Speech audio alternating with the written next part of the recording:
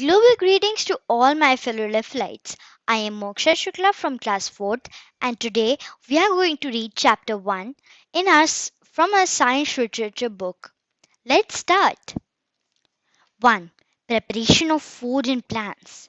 Most of the plants that we see around us are green in color. They appear green due to the presence of chlorophyll in their leaves. Chlorophyll helps the plants in trapping the sun's energy. We know that human beings and animals depend directly or indirectly on plants for food. Have you ever wondered how plants make food? Why do we call the leaves the food factories of a plant? In this chapter, we will discuss the preparation of food in plants. Leaf. A plant has a number of leaves. These leaves play an important role in food preparation in plants. The, the green color of leaves is because of the presence of a substance called chlorophyll. Only green leaves can make food due to the presence of chlorophyll. Structure. Take a leaf and observe it carefully. You will find a network of veins. There is a thick vein running through the middle of the leaf. It is called midvein or midrib. Veins are framework of hollow tubes that can carry water, minerals, and prepared food. A number of side veins emerge from the midvein. The midvein and the side veins have small tubes inside them. These tubes perform two different functions. One tube carries water and minerals to all the cells of the leaves.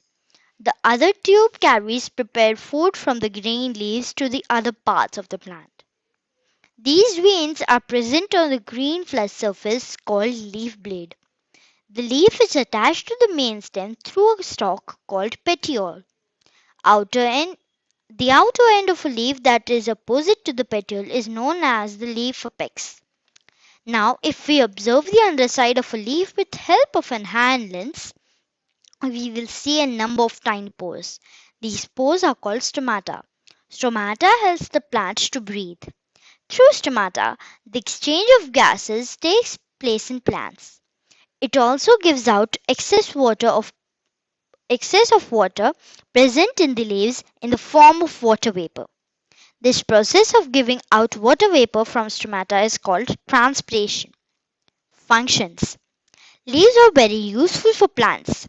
The main functions of leaf are to produce food, to exchange gases through stomata, food storage, transpiration, reproduction or vegetative propagation in some plants. Photosynthesis. Leaves are known as food making factories of plants. Besides chlorophyll, and a plant also needs water, sunlight, and carbon dioxide to make food. The plant obtains these raw materials in the following ways. Water, along with minerals, is absorbed by the roots and carried by the stem to the leaves. Chlorophyll present in the leaves absorbs sunlight directly during the daytime. Carbon dioxide is absorbed by the leaves through their stomata. Using the above raw materials, leaves prepare food for the plant. The process by which green plants make their food in the presence of chlorophyll and sunlight by using carbon dioxide and water is called photosynthesis. Photo means light and synthesis means to put together. In, pros- in this process,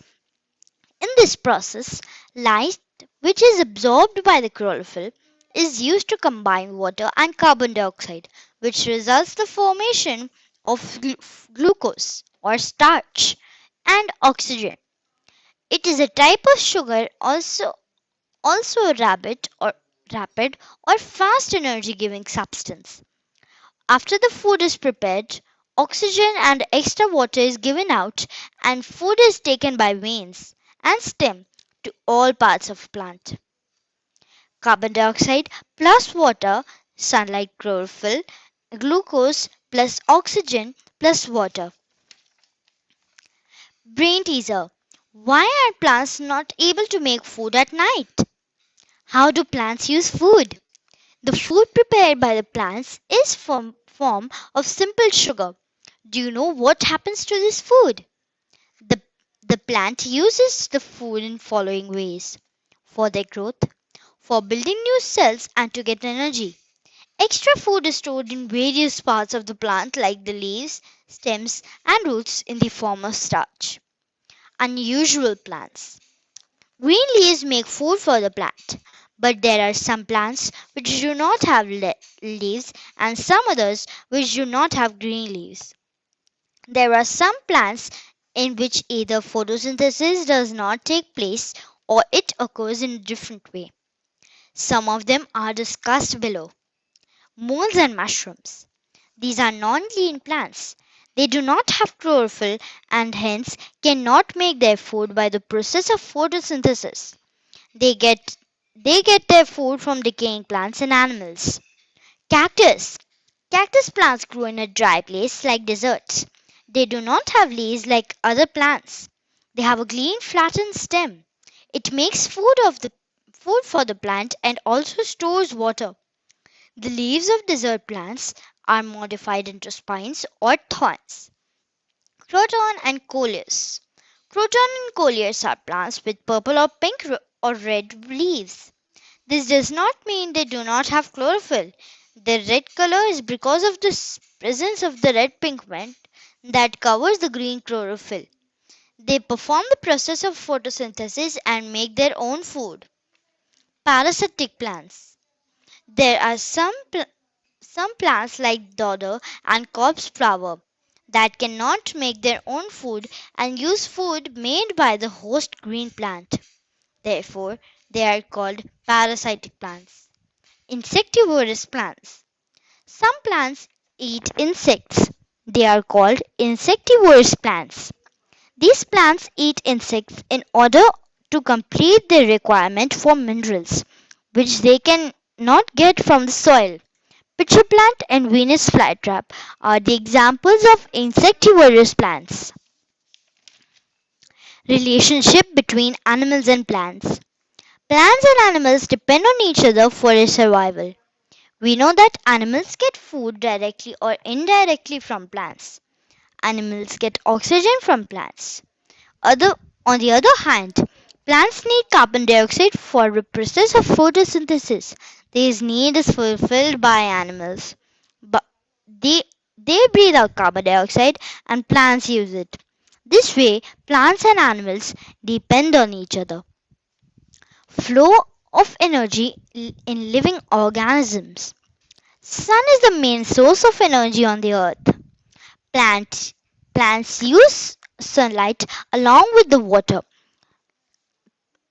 and carbon dioxide to make food. Plants are eaten by herbivores like deers and cows. These herbivores are eaten by carnivores like lions and tigers. This flow of energy is in the form of food from one living organism to another is called energy flow in the food chain. A food chain starts from a producer and generally ends with a secondary consumer. Balance in nature. Balance in nature between plants and animals is extremely important.